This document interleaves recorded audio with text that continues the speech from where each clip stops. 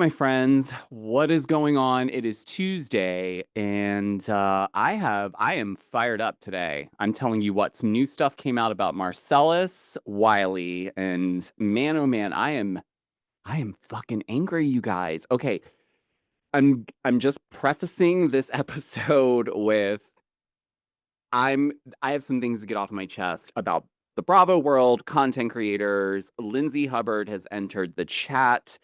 She is calling Queens of Bravo out, which if you've been sleeping under a rock, if you're on Threads, you will see pretty much every week Lindsay Hubbard and Queens of Bravo are going back and forth. But not only do we have that, okay, we have Dr. D. Yes, if you know, you know, Dr. D, who has basically caused Kelly Dodd to spiral out of her mind. And why? Dr. D is just an intellectual, smart fucking woman, and she doesn't have to try so hard. So that video we are absolutely going to discuss because she ripped into a content creator up in Adam about his post because it seems that he's very much pro Kelly Dodd, which is odd in this landscape of life. But nonetheless, yeah, so there's a lot of stuff, but I have stuff to say about all of it. Yeah, I do. And typically I wouldn't talk about any of this because like who cares, right? It's the content creator world, specifically within the Bravo world. Things happen. Shit happens. Bravo people are pissed off at some of the fan accounts and vice versa, and it's playing out more and more. I just think now more people are it feels like people are standing on business a little bit more and they're not afraid to check people. And I mean that in the sense of like one content creator to another or one, Bravo Leb to a big content creator. Because let's be honest, like Queens of Bravo and Up and Adam, they've been around for a while, longer than I have, right? Because I didn't start Georgio Says until 2021. But nonetheless, so it just feels like everyone's really saying it like it is. Like no fucks are given, and I'm here for it because if you guys have been following me for a while, you know that I like to cut through the bullshit sometimes. I'm also an Aquarius, so I observe for quite a bit before I even have an opinion. But nonetheless, where do we begin? Let's start with the biggest piece of fucking garbage, Marcellus Wiley. Okay, first of all, there's new details that came out after I recorded yesterday's podcast episode, and I just want to be really crystal fucking clear that anybody who was sending this man love and support, which I don't really believe this. I'm going to read you his X statement that he made, which is very much in line with previous allegations. Like I mentioned yesterday, this is not anything new. And judging off the new details that came out yesterday, according to Anne Marie, this shit was going on more than what just happened in Orlando over 4th of July. Okay? So, Marcellus Wiley. Okay, so Anne Marie is alleging not only was that incident in Orlando, I guess, the straw that broke the camel's back in the situation for her, she says and alleges that Marcellus raped her. He gave her a black eye, and he also threw a Coke bottle at her while she was pregnant. So him threatening to kill her in front of their children, that's that's nothing. But that's the same man who gets on his platform to talk about transgender rights, children, things that now when I'm looking at the bigger picture, it's like, maybe we should look at. Anyways, I won't go there, but I'm just saying that man's a piece of fucking shit. And Anne Marie, I'm very sorry because now looking at this entire situation for you, I'm starting to think that a lot of the morals and the things that you stood on were simply out of fear because God only knows if a man is going to go on national television and rate you a 7.5 as his wife and as the mother of his children, yeah, that was a red flag. But Jesus Lord, this is disgusting. This is beyond disgusting. I don't even know if there's a proper word for just how like grotesque it is that this happens. Like I said this yesterday. This happens so much and more often than we all realize, right? And I think even in Anne Marie's situation, which I am glad, by the way, that she's taking the measures to get away from this man. And I really do hope that justice is served because when I read you his ex statement, it should make your blood boil because of the audacity and the denial. Like as if like why would she make that up? Like why who is really out here making up horrific things like that and then calling the police? Like and for what? You know what I mean? And because these accusations have been coming and coming and coming since like the mid 90s, all he's done is deny, deny, deny. Marcellus wrote, I'm deeply I'm deeply grateful for the love, prayers, and concern for me and my itty bitties. Your support is fully appreciated. I completely and unequivocally deny these allegations, and I'm certain the truth will prevail. As you know, I'm usually the first to break down the truth and separate facts from fiction. But because this is now a legal matter, and because my greatest responsibility is protecting my babies who have already been impacted, I have to handle this differently. When I can speak freely, I absolutely will. Until then, thank you for your patience, your prayers, and for continuing to stand with me. Much love, BWA. Okay. So this is all kinds of like scary because it's like you can just at least I'll speak from my perspective. It feels like this is the type of individual that almost will do these things to someone, but in his mind, he minimizes it to them exaggerating what actually happened. And I feel like that's a way for him to cope with the fact that he is a woman abuser in every sense. And I think he also hates himself, okay? Because men who act like this hate themselves and probably wish they don't exist, but because they do, they have to figure out ways to fucking cope with their man child repressed emotions that they never fucking deal with. And yeah, it's just it's getting to a point where it's like I'm just sick of hearing the fucking same deny excuse and then the gaslighting. Like that was a complete you're completely minimizing Anne Marie's experience and all of it by saying that she was just exaggerating. But now it's a legal matter, so when I can speak freely, I will. And also you guys know me from being able to separate fact from fiction. No, sir. You weren't it didn't sound like from the police report via TMZ that they were able to obtain that you were caring about your babies when you threatened to kill their mom in front of them. That's fucking wild. So yeah, like I, the more and more I hear and we see stories like this, unfortunately, I understand that show snapped more and fucking more every time. And you know what? I'm not excusing it. I'm not saying anything that happens in that show snapped is something that anyone should ever do. It's not acceptable behavior. I just want to make that crystal clear, guys, okay?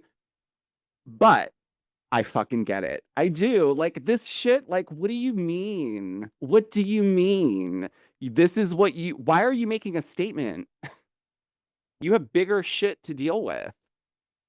Like so I hope he finally gets what he deserves for all the shit that he's put all these women through, these poor victims that have been shelved because there's always someone being like, that's not true. And they are just, they're clout chasing or they just whatever, like, or they exaggerated or fact from fiction. But anyways, so he's a piece of shit. So Marcellus Wiley, go fuck yourself forever and ever and ever. But let's move on because there's other stuff going on in the Bravo universe. First of all, Lindsay Hubbard and Queens of Bravo are like feuding, but they kind of always are, to be honest. And obviously, I follow Queens of Bravo, and like, I don't like to me, they just kind of keep everyone in the know and they're really quick about it. So I've always appreciated Queens of Bravo for that. And but I will say, being on Threads more in the last 6 months, it's interesting because I do see them going back and forth. Lindsay Hubbard clapping back at Queens of Bravo for whatever. And I've started to look into the comments after Lindsay Hubbard basically like checked them without calling them out. But if you know, you know, because if you've been in their comments section in the last 24 hours, you would see the back and forth.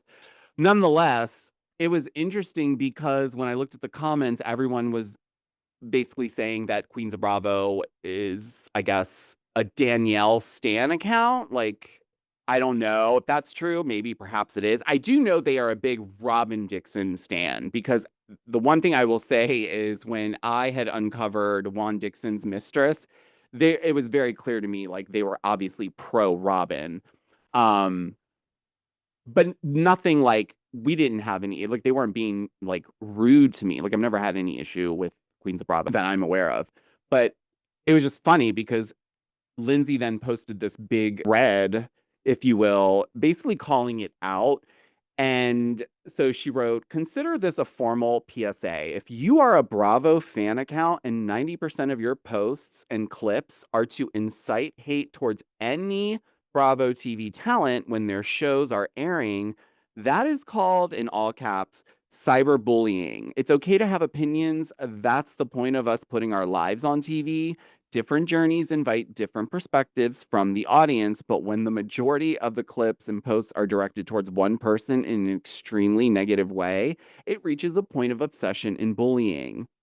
She continues, I know more than most what we signed up for. I have shared every part of my journey to my ability for the past 10 years. We appreciate the Bravo fan accounts and Bravo holics who share their opinions and create conversations respectfully. However, there is a line. This line has been increasingly crossed with me for years from this account, and it's unacceptable. We need to be better as humans towards each other. We live in weird times, and the least we can do is enjoy Bravo with respect to the human beings that are opening up their lives. Thanks. Like, and I just read that like an email, you know, like and I really appreciate her for a number of reasons, Lindsay. And I know like there's a mixed bag of reviews when it comes to who she is. But number one, you can't deny that she has not poured her heart and soul into reality television in the last decade. So there's that, right? She's exactly what you need in a reality star, right? She's zazzy, she's mouthy, and like, you know what I mean? Like, so like there's so many elements. Plus, she's stunning to me. To me, I think she's a gorgeous woman and she's got a great personality. She's really witty. She's fucking smart. So, you know, clearly she felt the need to have to put out this PSA, but like I'm here for it. Look, if you got something to say it.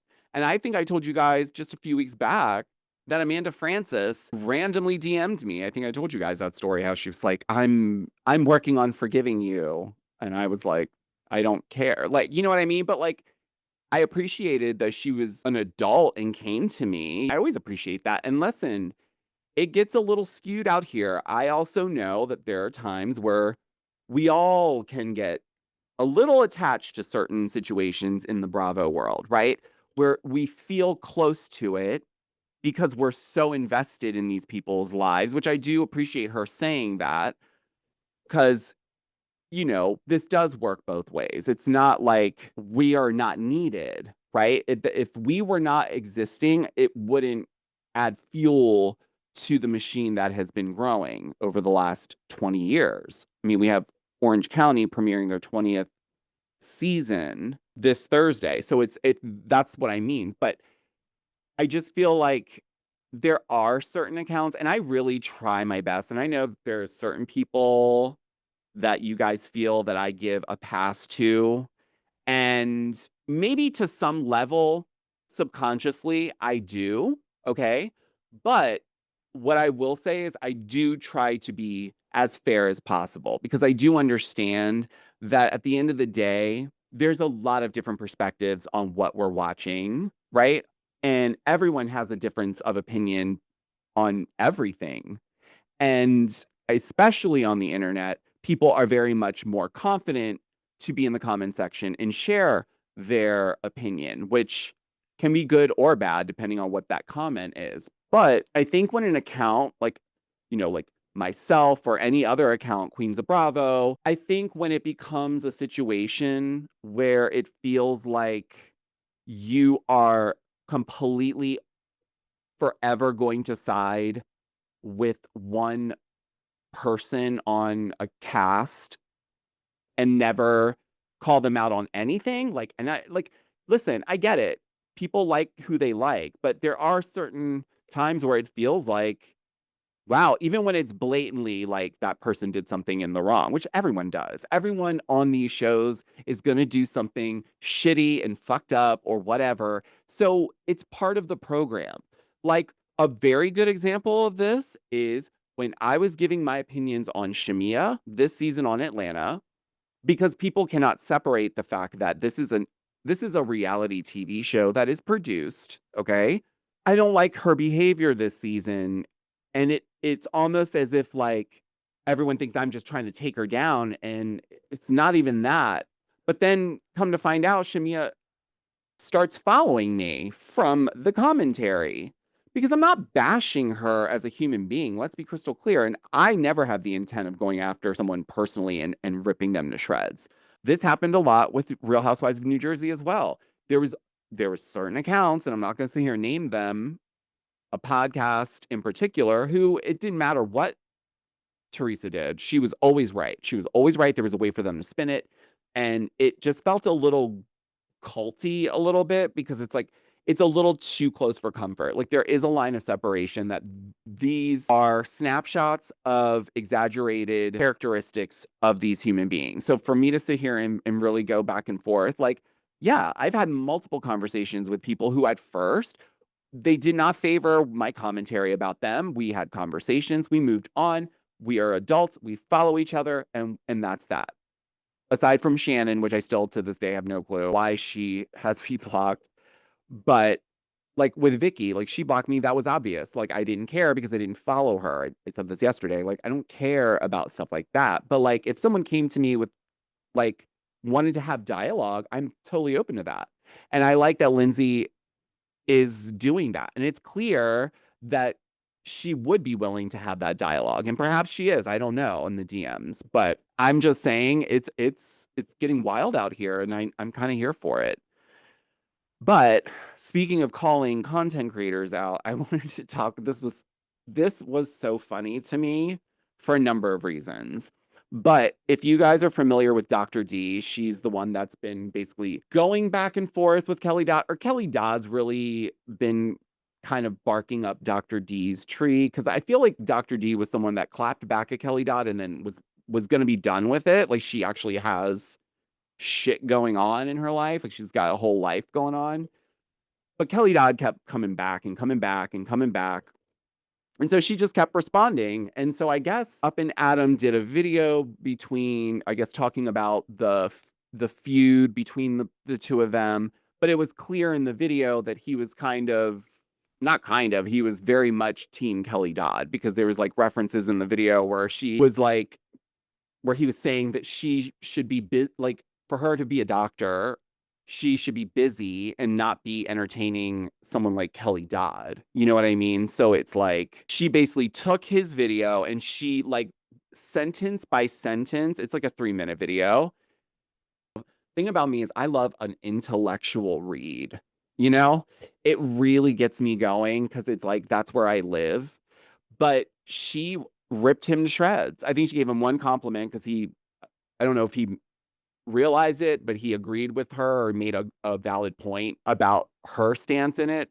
But in the end, she called out what I have said. But nonetheless, her point was you say a lot of words, but say absolutely nothing. And so many people in the comment section of that video were basically saying the same thing. They don't understand it. He's just on there talking. And listen, everyone receives their pop culture news and tea in different doses and formats.